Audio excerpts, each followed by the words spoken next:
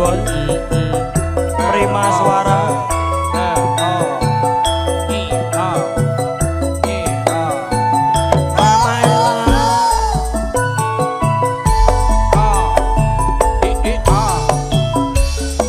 kalamun weruh sliramu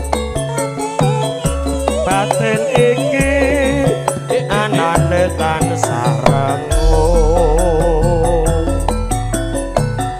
rasa tresna kang tak endhem sarwa mikir ati lan bisa jendem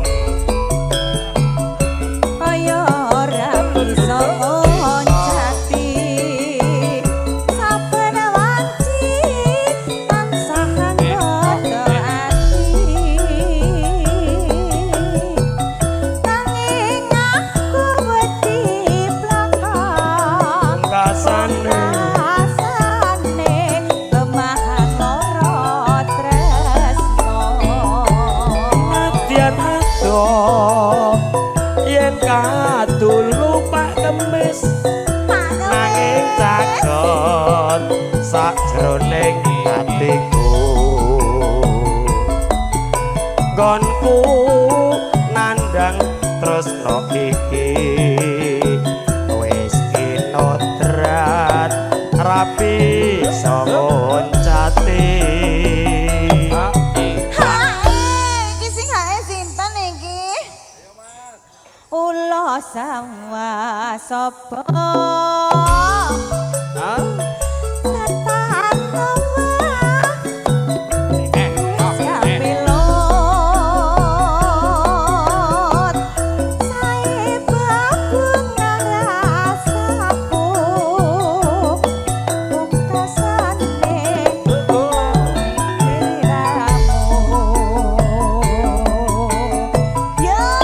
spesial juragane pasar Ciplak Pak Kemis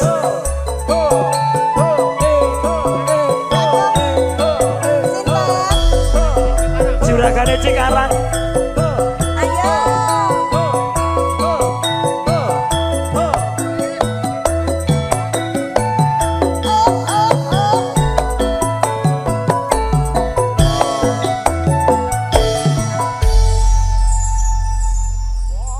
pripun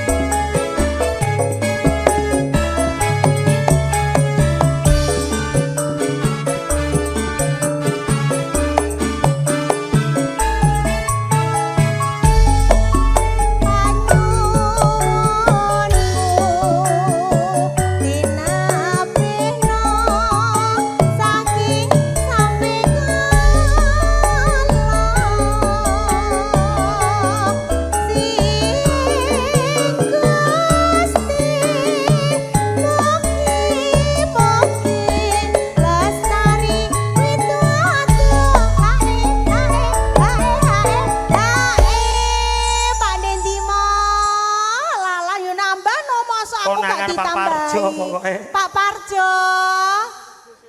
Oh niki namung kerdus tok. Masa Allah kayak kerdusnya kaya ngene lho. Lah iki ndah isine ya Allah. Isine dalemnya Pak Parjo. Niki HE-ne Pak Parjo sakniki napa mengke? Oh mengke. Sayuk rukun rame-rame. Gotong royong kang dadi semboyane. Kanca tani yakti saka guru lumrah ajarane. Pak Dentimo.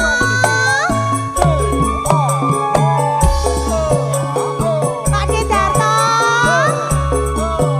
Lagune napa? Yo yo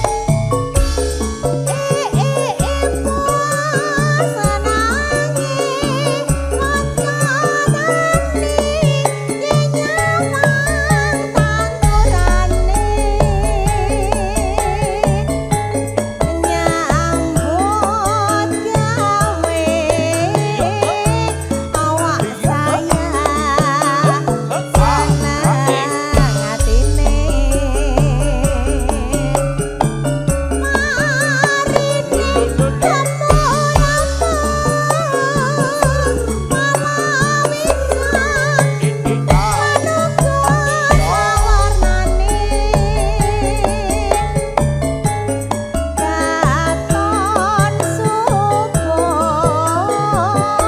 kabeh tuwa lan sarwa dinantur.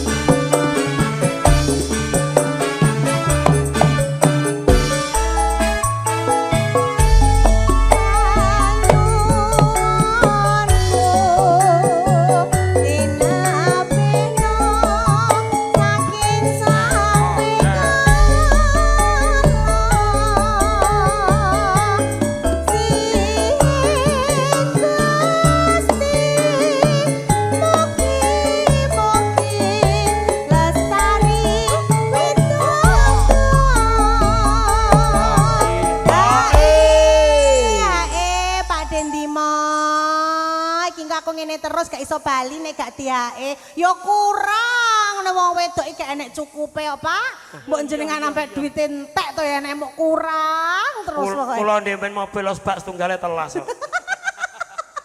Pulang ke depo. Lajeng mangke bibar niki giliranipun Pak. Izin nggih Pak Timo, mengke Nggih. sampeyan Pak Timo. Awake dhewe ini keluarga besar Cibubur. Nggih. Ya toh. Ning ngisor wit Pak Haji Ari, terus Pak Giman. Pak Giman. Cek komplit. Pak Joko, Joko. Mak Maela. Ning ngisor wit pelem. Siap. Yo, Siap yo. Pak Dentimo. Ayo karo mlaku rono. Sayang Ayo rukun. tak jotos. Rame. Rame-rame. Budhe warmi. Dadi semboyane. Oh.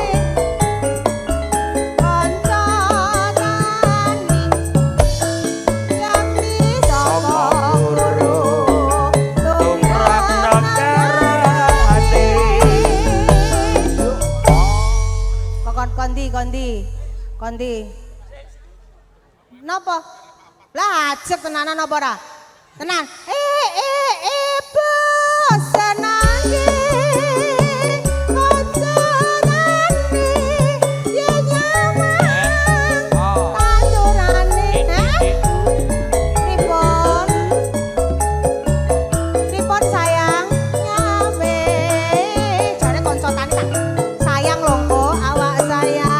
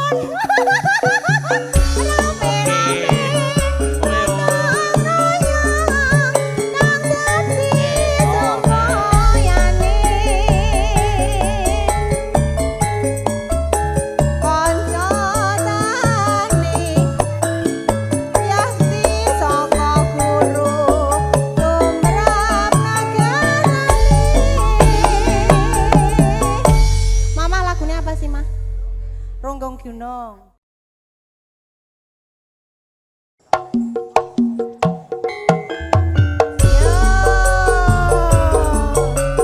Gerangan elitnya.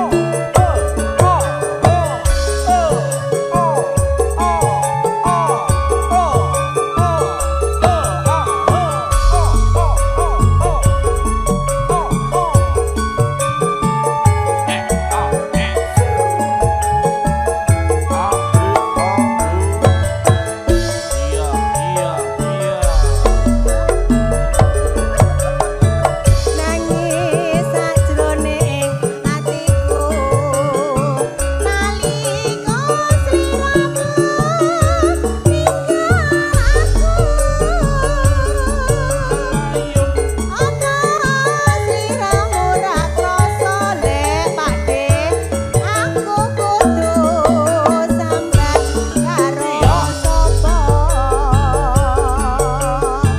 tak suwun dina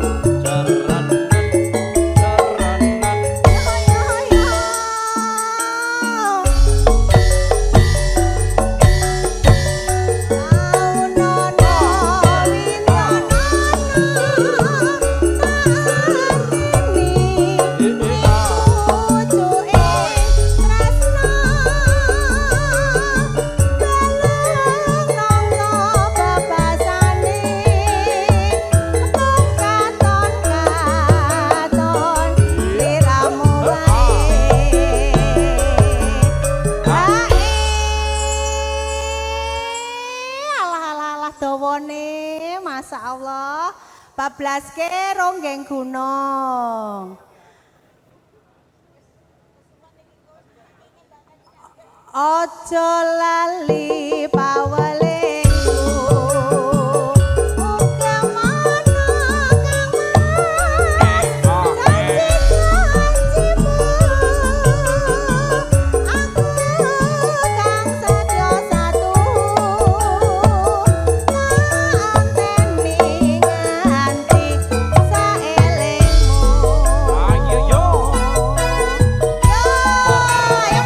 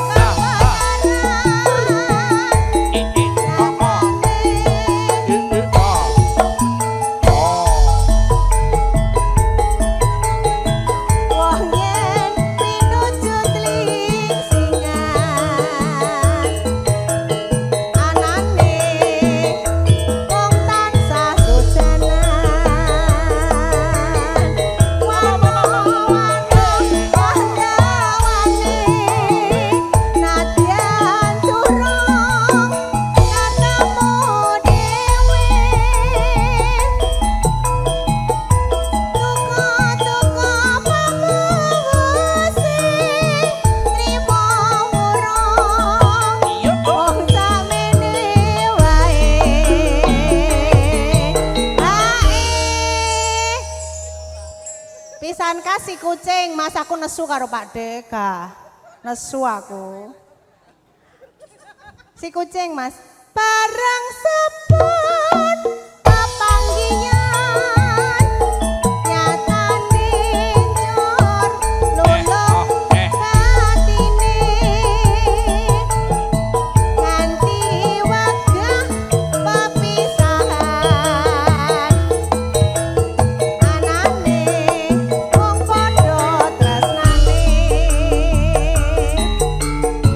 ayo mama Nisa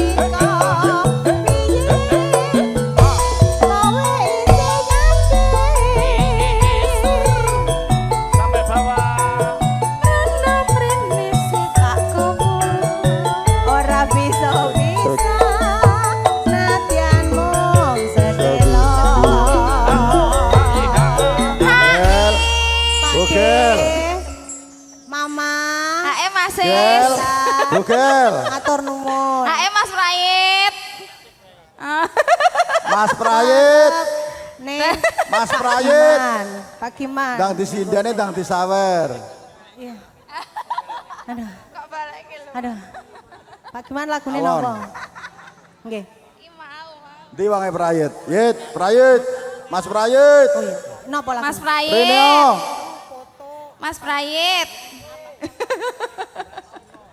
Keluarga Mas Prayit, Mbak kok Sino, nyanyi? katuran foto sesarengan kalian Mbak Teki. Pengantin, ya. Keluarga Mbak Sino. Mas Joko katuran nyanyi napa Pak Giman? Oh nggih, Pak Mas Joko lagune napa sing badhe nyawer Pak Giman, ngoten. Napa? Napa? Lagune napa? Ini orang-orang yang lagi punya duit lagi udur-uduran Mas. Lagune napa Mas Joko? Napa? Ake dak bali yo wong bagus wis suwe le kangen sliramu. Kacukune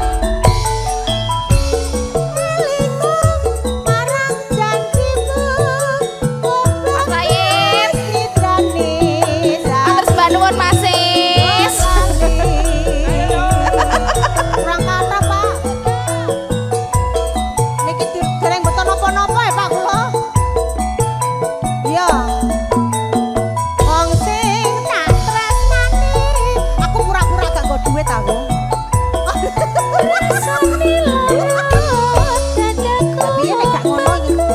Moh, gak percaya aku karo sapa ae nek ora duit. Gak. Saiki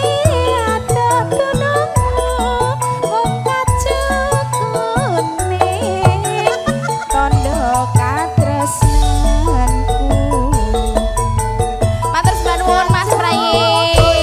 dadi babeleng nalika biyen kowe isih nyake. Rata brene isih tak gawa ora bisa nadyan mung sedelo. Bablas Hae Mas Doyo. dan kangen Mas. Hae Mas Doyo. Nah kapan hae mosok gak ke kopi wae lho Mas.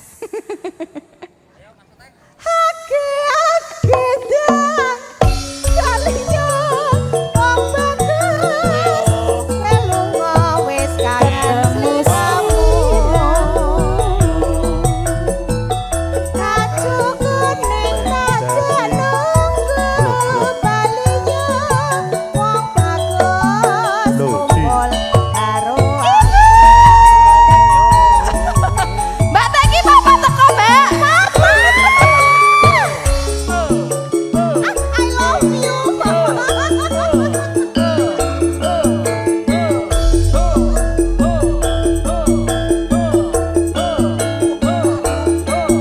Aku Mas Joko.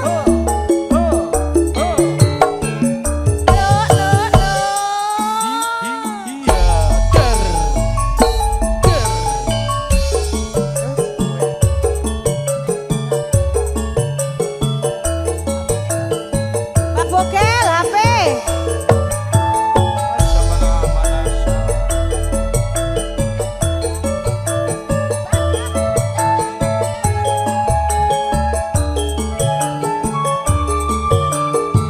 Ganti putih rambutku. Rasane dadi kangen. Saya suwe saya tambah naman. Ngalor ngidul dadi bingung. Udan mangan ra iso dibenjung. Mas Joko. Wong ayu ing kalo Bali kanggo nambah pikangane ati najan saketeping netra ati lega bisa entuk tangga.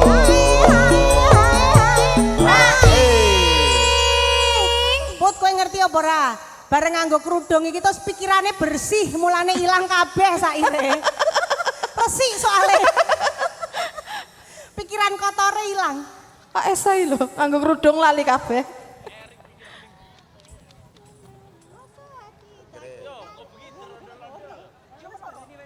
Rasa ati dadi kangen saya suwe malah saya naman.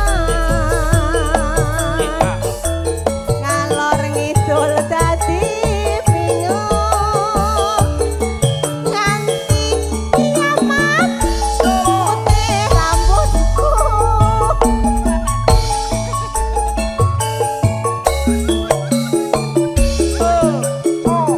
Mas Budi.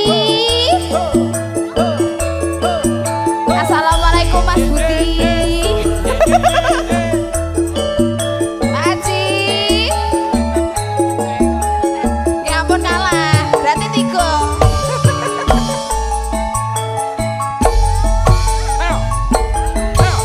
Pak Lili. Wes pirang taun lawase ana kene ngenteni tekane ngantu-antu nggonku nunggu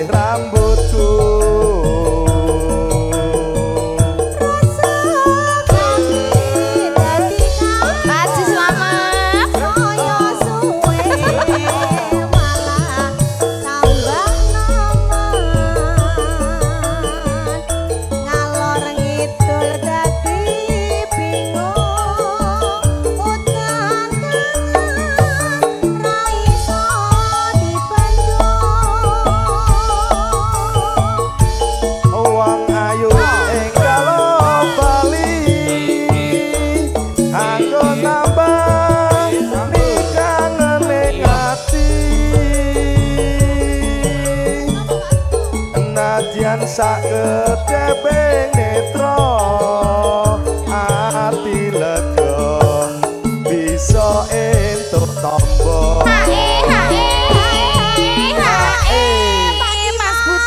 Mas Budi.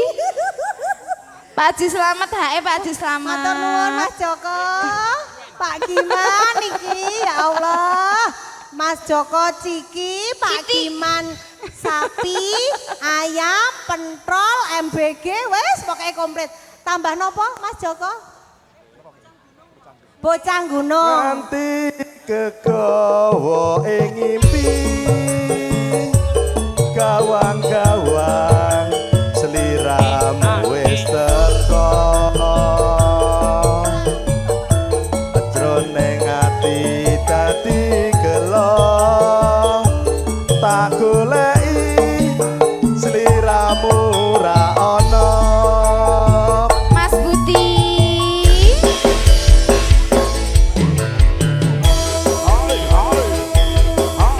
Pak Setu. Mana Pak Setu?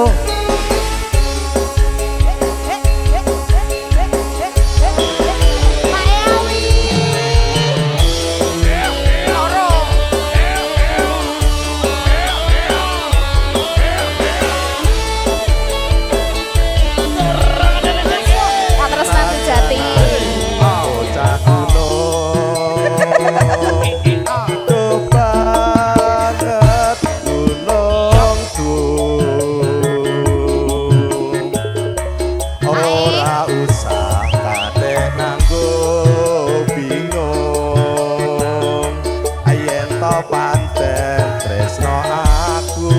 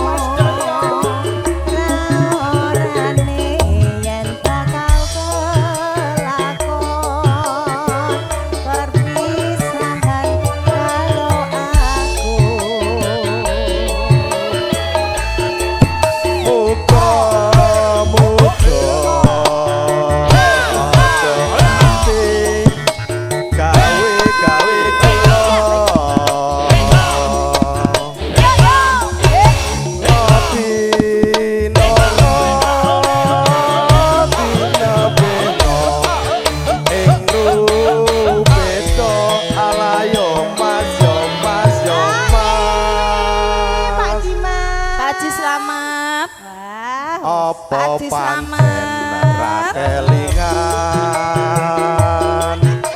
dolan ning omahku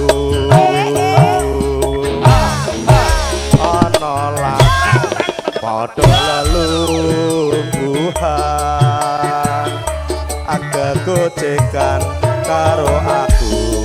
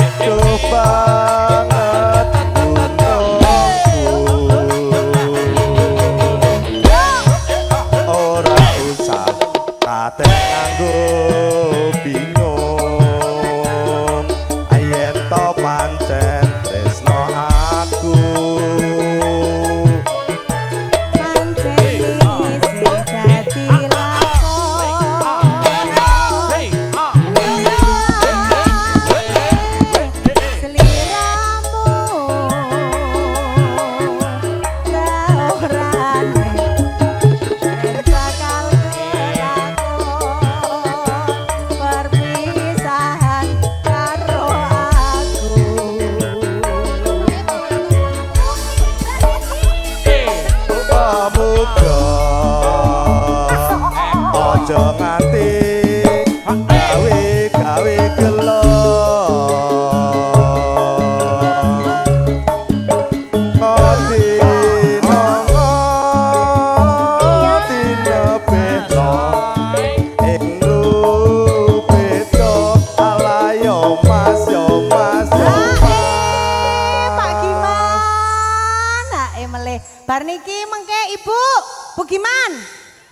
Lagune Merah Jambu wis gak sah komplain. Ya. Apa pancen ra kelingan